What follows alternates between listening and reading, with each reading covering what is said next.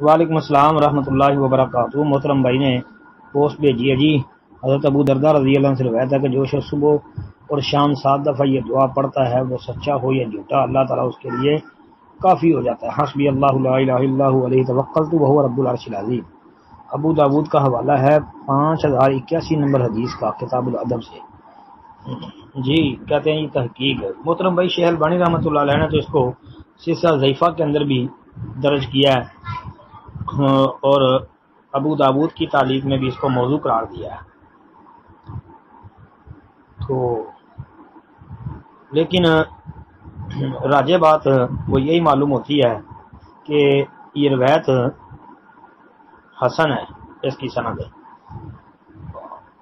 تحقیق کا طالب جو تحقیق کا شوق رکھتا ہو وہ اس روایت کی تحقیق کے لیے جو ہے ان کتب کی طرف رجوع کرے۔